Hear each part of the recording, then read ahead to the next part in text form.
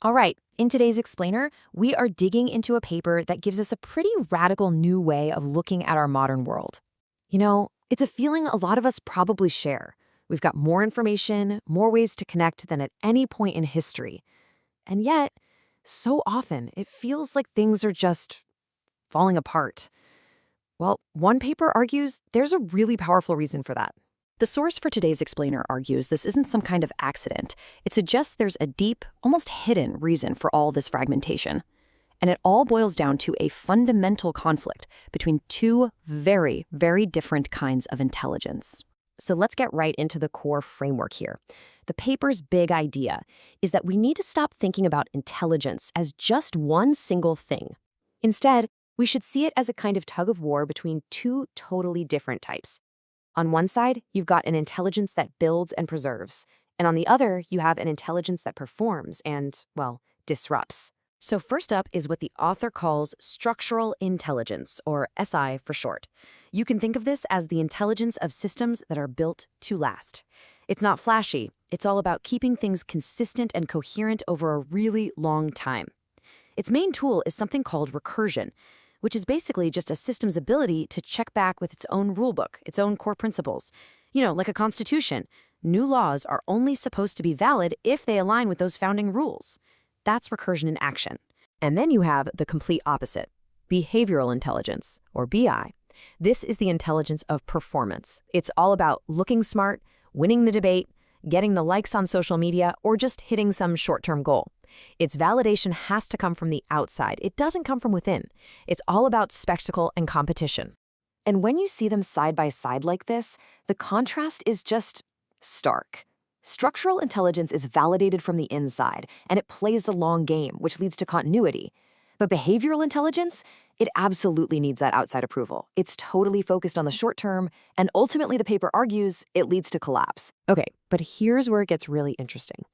This isn't just some high-level theory about societies or institutions. The paper argues this exact same conflict is playing out inside our own minds. The author suggests that this big external conflict is perfectly mirrored inside our heads, creating a split between two completely different mindsets. So let's meet the creative mind and the competitive mind. The creative mind is basically the engine of structural intelligence. It's focused on building things that make sense on their own terms. The competitive mind, on the other hand, is the agent of behavioral intelligence. It sees the world as a zero-sum game where somebody has to lose for you to win. But the real kicker here is that last row, effect on systems. The creative mind builds things up. The competitive mind, for its own gain, tears them down. And that leads to a really crucial point. A culture that constantly rewards the competitive mind is, according to this paper's logic, actively making itself more and more fragile. This framework can even change how we look at something as fundamental as communication. So the paper makes this pretty bold claim. Our culture's obsession with speech, quick wit, winning arguments, always having a take, is a classic sign of behavioral intelligence. The author argues that unless that speech is actually connected to some deeper, coherent meaning, it's not really communication. It's just noise that fragments our world. So in this model, speech becomes all about performance and competition. But silence, that's not emptiness. In this view, it's a sign of internal coherence. It's that quiet strength that doesn't need to constantly prove itself to the outside world. And to make this point, the paper points to Indigenous traditions as a kind of real-world example of structural intelligence at work. In this comparison, we see a culture where silence is respected as a form of presence, speech is disciplined, and knowledge is passed down through observation and ritual. It's a really stark contrast to the West's focus on debate and verbal argument as the main measure of intelligence.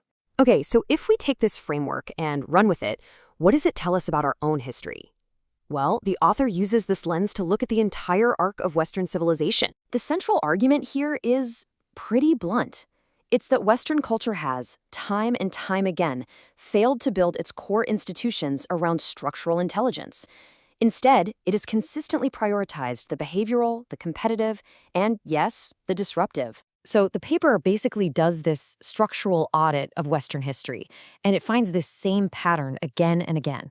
From ancient Greece, where political competition started to warp philosophy, all the way to the Enlightenment, which severed reason from deeper meaning, structural intelligence keeps getting pushed to the side. It might show up, but it always ends up isolated or subverted. And the fallout from this? Well, according to the paper, this whole way of thinking didn't just stay put. It was exported around the world. First, through colonization, which often suppressed structurally coherent indigenous cultures. And now it's being accelerated by digital technology that rewards exactly that kind of short-term, performance-based behavior. Which brings us to the final act of this story, the paper's really dramatic and deterministic conclusion about where all of this is heading. And the author doesn't mince words here. The conclusion is that a system based on behavioral intelligence isn't just fragile. Its collapse is basically inevitable.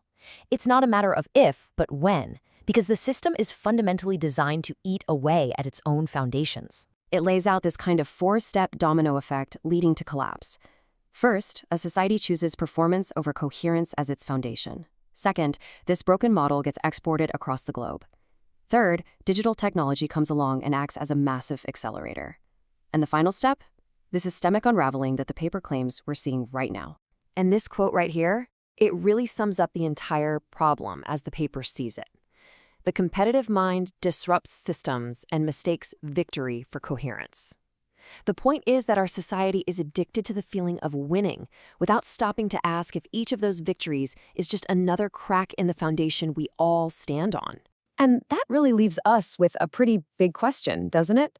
According to this framework, if our world is increasingly designed to reward short-term performance and spectacle, what does it actually take to cultivate and protect the people, the ideas, and the institutions that are built for the long haul?